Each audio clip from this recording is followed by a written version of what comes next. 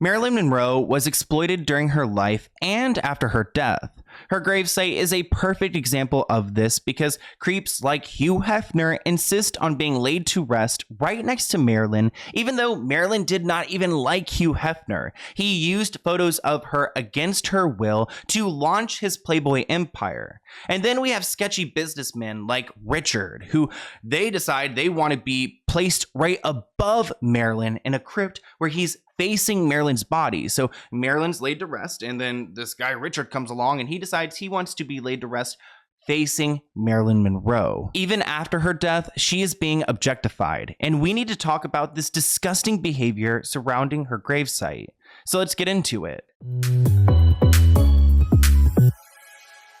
Let's start off by talking about the fact that there's a man who is laid to rest facing Marilyn Monroe right above her gravesite. They call him the man with the eternal smile. And of course they do, because again, he's laid to rest right above Marilyn Monroe, who was a super famous American actress and model. People still talk about Marilyn Monroe to this day, especially with people like Kim Kardashian wearing her dress to the Met Gala. Marilyn Monroe had a tragic life, and even after her death, she has been objectified and taken advantage of. Unfortunately, Marilyn Monroe passed away in August 1962, and she was laid to rest at the Pierce Brothers Westwood Village Memorial Park. You can find Marilyn's official resting place in Crypt 24, which is found in the most northeast section of the cemetery. The graveyard was originally established with the name Sunset Cemetery by the state of California in 1904. Since then, the cemetery has been sold off and has had various owners, and the name has changed, but in 1959 it was sold off to James R. and Clarence Pierce, and it has kept the same name since then. Marilyn Monroe is by far the most famous person who has been laid to rest in this graveyard, but there are a bunch of other famous people who have followed suit. Nonetheless, Marilyn was the first big star to go there, and it made the site very popular. But let's go ahead and talk about this man, this super rich man who bought this spot right above her and decided he wanted his body to be put in there so that he is facing her for the rest of eternity. As you can see, there is Marilyn's spot right here, and right above her is this creepy guy named Richard. And we'll talk about him in a moment because he wasn't the original owner of this section. So Marilyn had a short marriage to a man named Joe DiMaggio, and he actually purchased these two spots in this cemetery for he and Marilyn to one day be. Joe was a famous baseball player, and he was pretty successful himself, and there are tons of images of him and Marilyn together for the short time that they were married. So back in 1954, Joe had purchased these two crypts in this cemetery for he and Marilyn, but unfortunately they were headed for a divorce. The couple were only married for 274 days before divorcing, but Joe said he never really got over Marilyn. Joe was actually a big part of her funeral, so he was there at the crypt that he purchased for them when they were married, which is actually really cryptic to say the least. But Marilyn had a small funeral and only a handful of people were invited. So the way that Joe bought their crypts, they weren't next to each other, they were right above each other. So that's how he and Marilyn were supposed to be laid to rest. But Joe ended up selling his section. So they ended up divorcing, and he sold his crypt to a guy named Richard Poncher. We don't know much about Richard besides the fact that he is a successful businessman, and he lived until the age of 81. So he had a long time to think about it and decide that he wanted to be buried in this way. Well, Richard was married to a woman named Elise, and they were living in Chicago. He was actually known as kind of like a mobster who had a bunch of connections. His wife Elise was quoted saying he wasn't afraid to tackle anything. Besides that, he was a hell of a nice guy. Even if he is a hell of a nice guy, it's disgusting that he made this bizarre request. Richard's wife, Elise, was quoted saying that Richard said, "If I croak, if you don't put me upside down over Marilyn, I'll haunt you the rest of my life." The rest of my life or your life? Anyways, he pretty much threatened his wife that you will be haunted unless you place me face down towards Marilyn Monroe. And at his funeral, at Richard's funeral in 1986, shortly before he was put into the crypt, his wife instructed the funeral director to place him upside down in his casket, and he did. And Elise said she saw it. She was standing right there. She saw him get turned over and put into the crypt right above Marilyn. And here is the little plate on his crypt spot, and it's right above Marilyn Monroe's. It turns out that Richard may not have known that Marilyn was going to have this spot, but once he did find out, he felt like he hit the jackpot because he was bitten by the Marilyn fever, this article writes. And here you guys can see there is the gravesite, and it's right by Marilyn Monroe's, which Marilyn often has kisses and flowers on her gravesite because people love her. But, you know, Richard's is...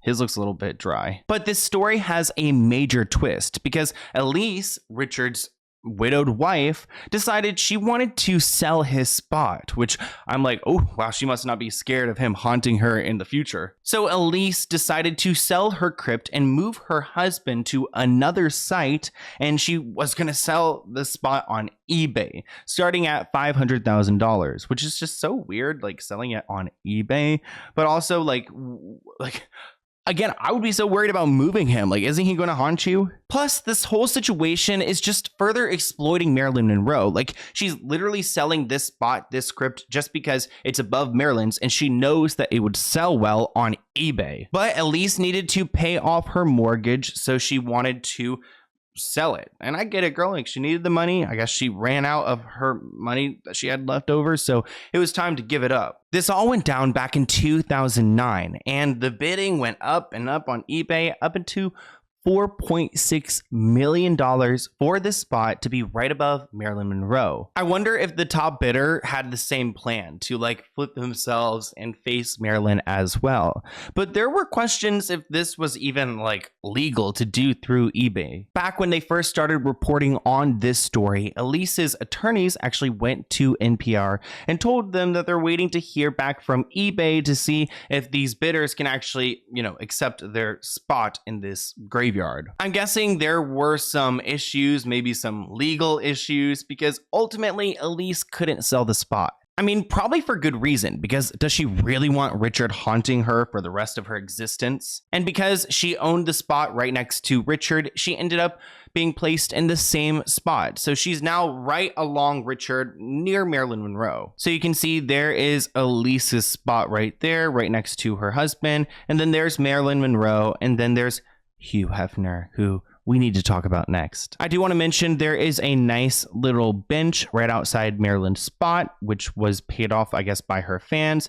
And then there is her site, and then there's Hugh Hefner right next to her with a bunch of kisses on his crypt as well. Let's talk a little bit about Hugh Hefner, because it's disgusting that he also haunts Marilyn Monroe. He exploited Marilyn Monroe from the start of his career because he launched Playboy and he used her photos against her will. He never asked for permission. She did not want this, and they never even met in person. Yet he had some sick obsession with her and built his Playboy empire off of her look. In 1992, he bought the crypt right next to Marilyn Monroe for $75,000. He was quoted saying, "I'm a believer in things symbolic. Spending eternity next to Marilyn is too sweet to pass up." He credits Marilyn Monroe with launching the Playboy empire, facts, by making her the first sweetheart of the month. The photos he used of Marilyn were taken back in 1949, and then he pulled them from an archive.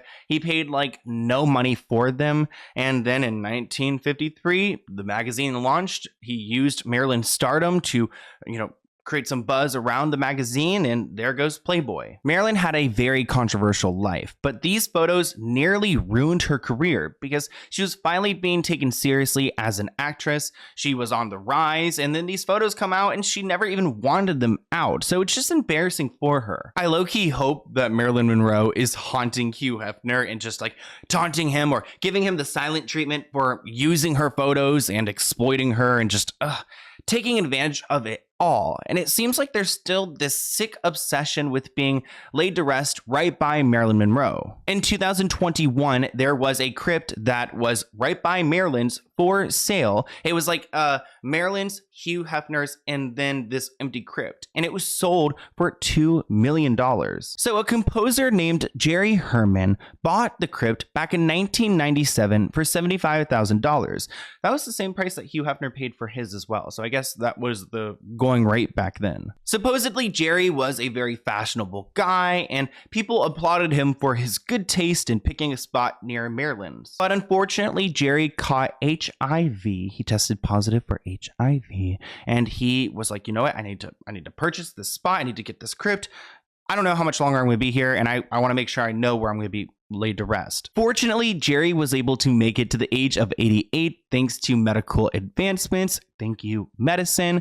But as he got older, he decided that he didn't want to go and, be buried next to these people, next to Marilyn Monroe or Hugh Hefner. He would rather go and be buried next to his mother, something a little bit more sentimental, which I totally applaud. And that's why he decided to sell this crypt. So Jerry was laid to rest in New Jersey, and I'm honestly not too sure who ended up purchasing his crypt from him, but I did some research on the other people who are laid to rest next to Marilyn. One person is named Bruce Fred Fisher Jr., and they were born 1918 and they passed away 1954, so around the same time as Marilyn. This is all I could really find about this man.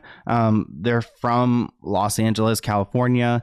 They passed away in 1954. They were 36 years old, so pretty young. It's a little bit bizarre because Marilyn also passed away at the age of 36. So they both died at 36 and they're both placed at the same spot. I really couldn't find much about this person, this Bruce man, or what they did besides the fact that they passed away relatively young. But just because they're gone, they're not forgotten, Bruce. We still recognize you. But we have to acknowledge that Marilyn's presence at this graveyard is huge. I mean, the crypts go for millions of dollars. People go and visit this spot. It's somewhere where Hugh Hefner flexed about, buying the spot next to Marilyn. It's a weird experience. As I was doing research, I did find this cute story where Joe, her baseball husband that she had right before she passed away, he set up a service. So 3 times a week, half a dozen roses were sent to her crypt, which I found very romantic because she constantly had fresh roses at her crypt. That went on for 20 years, and the flower shop never raised their prices. Even as prices raised, Marilyn's rate was always the same, and they always went to go and deliver. In 1982, Joe decided to, downsize the service a little bit, so flowers were arranged to go twice a week. Ultimately, the service was canceled, but by the time it was, Marilyn had received about 19,000 roses from this company. At the end of the day, Marilyn is so important to society and pop culture, and we need to protect her at all costs. And if that means calling out people who are wearing her dress at the Met Gala, then that means calling them out, which I'm just kidding, but also partly I'm not, because I heard there was a story where Kim was given a piece of Marilyn's hair, and I just feel like when does it stop? Kim said she was gonna sleep with this piece of hair. I don't even want to get into it. Marilyn will be forever objectified and taken advantage of, and it's sad that that's part of her legacy, but there's a lot more to celebrate, and we need to protect those parts. But here's my email if you guys have any other video ideas for me. Let's go ahead and open this P.O. Box package item. It looks like it's from someone named Matthew. Oh, I actually feel like I'm going to sneeze. Okay, we're all good. Sneeze passed. Okay, let's go ahead and read this letter. Dear Sloan, I've been following you for a long time. I really liked the Free Britney movement videos and the videos on Kim Kardashian and her sketchy past. I really appreciate how you put out good information that the mainstream media won't report on. I know from doing research for my novel how much time goes into these investigations, and I appreciate how much time you put into this. I recently published this book, The Griffin's Shadow. Oh, cool, by Matt. And it looks like you have a YouTube trailer for the book. So I'll try to list that below. The book is on Amazon. Thank you so much, Matt Nealand. I'll list the book below. I cannot speak today, guys. I cannot speak. Thank you so much, and I'll see you guys in new videos soon. Bye, guys.